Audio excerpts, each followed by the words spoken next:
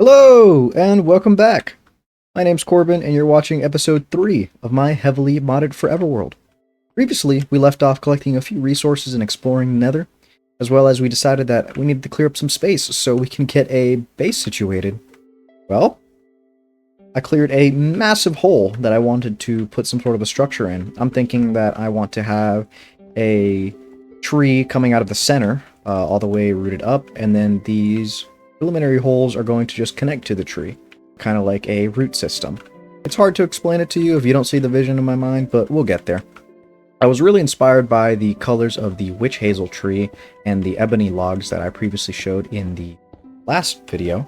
I'm going to need to collect quite a bit more of that before we get started on the build, and I'm trying to figure out how I want to do that, because I need not just those blocks, I need a few, cool blocks, like lighting blocks, maybe even some stone structures, some deep stone, a couple deep slate. Yeah, I'm kind of excited with how this turned out.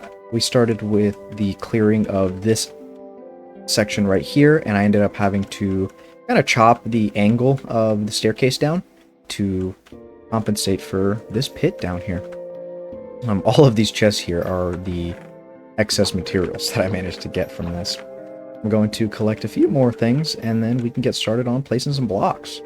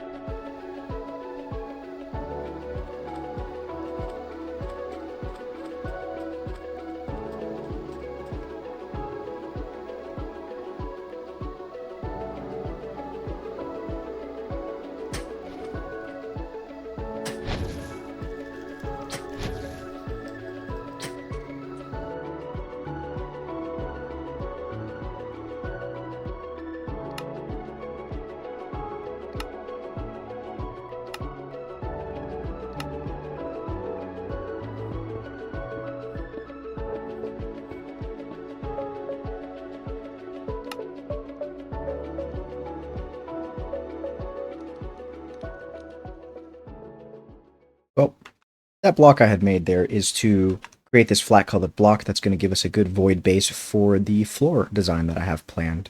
This is not the only color that it comes in. You could actually dye it to any color, given that you put the dyes in the correct places, and then you give it a value, or it should even let you choose it on the slider. But this black block will do for now, and this wand is going to help us place it all down. So now I believe that after that little session, I finally collected everything we're going to need to get the effect for the floor, and we're even going to scale these walls up with their own little custom design, so it's not just this torn up stone, granite, and several ores.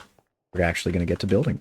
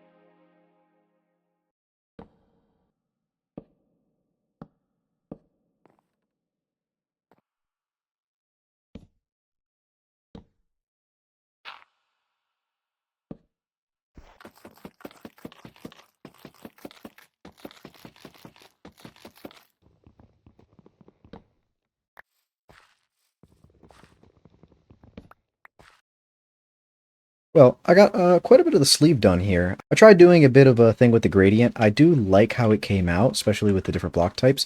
However, up here, when it gets to the lighter colors, there's way too big of a contrast between sand, dirt, and gravel, so I might spruce it up a little bit. But for the time being, this kind of is the framework of what I'm going with, and now it's just a matter of getting the tree in the center situated. So I've got to strip a whole bunch of logs, and then we can start the center. Really enjoying how it's turning out, though. It's quite a project, but at least this will get us going with a pretty solid base.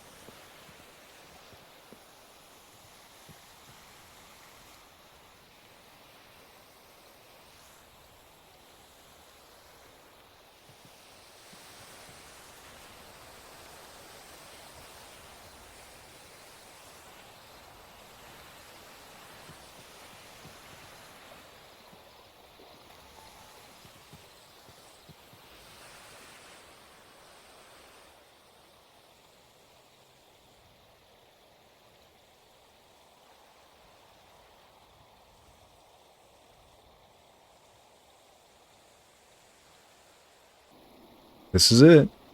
I had a really fun time building this. It took quite a bit longer than I expected it to, but I ended up putting on an audiobook and just placed blocks. The momentum I had to keep going was there. I ended up doing this tree with the branches kind of curved and stemmed, and it came out pretty well, actually. The leaves up top were actually the hardest part. I wanted it to look pretty organic, but at first it was looking really blocky, and then the more I placed random blocks on top of adding the resource pack that gives the leaves a little frill, it turned out pretty good. The final thing that I had done here was add this pathway as well. Just walking through it, you get the sense that it is a lived-in area, or at least an overgrown area and taken over. This is probably my favorite part about playing Minecraft, is doing cosmetic builds like this. But this took the longest out of all the builds, because when you're in the early game and you don't have machines that grab you these resources, you have to go source them all out by hand. But that being said, this is probably going to be one of our smaller builds for this world.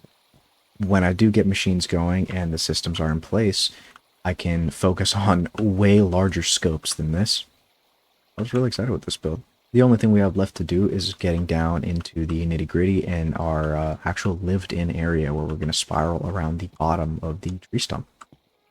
Let's go ahead and do an aerial shot and see what it looks like from the sky.